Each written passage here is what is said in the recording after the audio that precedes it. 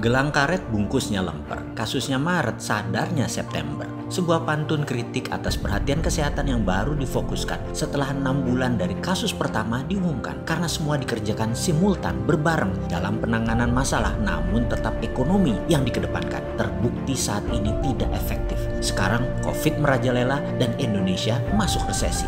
Efek COVID dibiarkan menyebar saat ini dengan penanganan longgar dan tidak melindungi nakes tenaga kesehatan. Indonesia akhirnya menjadi salah satu negara yang paling ditakuti. Selamat ya, ada lebih 59 negara takut menerima pendatang dari Indonesia. Hebat sekali pada takut dengan Indonesia. Bener deh, 6 bulan fokus pemerintah adalah masalah ekonomi yang terlalu dikedepankan. Ternyata membawa 2 efek yang tidak terselesaikan. COVID makin merajalela karena hanya melakukan himbauan pakai masker dan jaga jarak. Kemudian stimulus ekonomi fokusnya create demand, tidak menghasilkan naiknya produktivitas. Kemudian di bulan September ini baru menyatakan bahwa kesehatan lebih penting dari ekonomi. Walah Pak, kemana aja bos selama ini? Pembisikmu mah memang kerjanya nyari duit. Kok bisa ya percaya sama pembisik yang ujung-ujungnya duit? Anggaran digelontorkan. Wih, efektivitasnya nanti terlihat kalau kuartal 3 dan kuartal 4 pertumbuhannya minus. Berarti sampean dibohongi anak buahmu bos. Gak kapok-kapok ya percaya sama pendapat. Bukan data lapangan yang valid yang telah dianalisa oleh pakar. Masa semua keputusan pakai common sense sih memutuskan? Ya begini jadinya. Masa orang percaya juga dengan info netral kita yang hanya bisa membantu lewat udara ini. Kalau Desember nanti, tahun ini 500.000 orang yang terpapar COVID. Piye jal, rumah sakit penuh dan ekonomi pasti tidak naik alias datar. Bahkan ada yang bilang turun terus sampai 2021 kuartal 2 alias 1 tahun negatif pertumbuhan ekonomi dan COVID belum terpecahkan. Bahkan setelah vaksin dapat di bulan Maret 2021 juga tidak selesai. Karena untuk mengcorner COVID yang bisa memberikan pertahanan lingkungan minimum 40% populasi divaksin. Artinya 100 juta penduduk Indonesia. Kalau satu hari 1 juta orang divaksin sejak Maret 2021 harus 100 hari baru tercapai 100 juta populasi. Apa mungkin 1 juta orang divaksin per hari? Bagaimana kalau 100.000 per hari yang divaksin?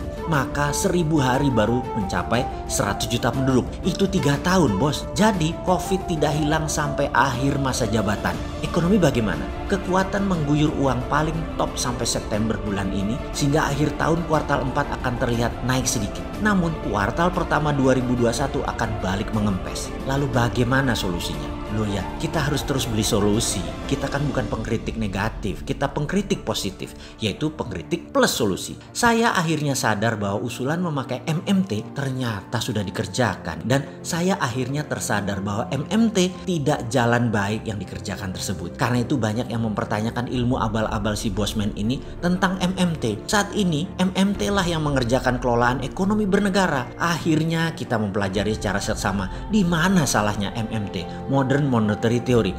Akhirnya ketemu juga di mana salah MMT itu. MMT yang dipakai ternyata MMT Menteri Multitalent. Eyalah, tak kira ilmu genah yang terbukti di banyak negara jalan baik seperti di Tiongkok dan di Amerika di dalam menciptakan produksi dalam negeri dengan basis mencetak uang. Cetak uang yang berbanding lurus dengan jumlah produksi barang dalam negeri. Sudah ya, jangan bolak-balik bilang inflasi. Yang bilang inflasi hanya buzzer yang gak punya ilmu. Inflasi gak ada kalau ada produksi. Makanya tanya produksinya mana, bukan printing money-nya mana. Faham? Wahai buzzer, bener deh. Yang ada MMT yang dipergunakan selama ini hanya menciptakan keuntungan bagi oligarki dan global trading menjual tanah air. Tak kirain buat rakyat jelantah kita-kita ini. Ternyata buat elitis. Yo, sih. Jadi solusinya gimana? Ya pakai MMT yang bener. Balik ke laptop.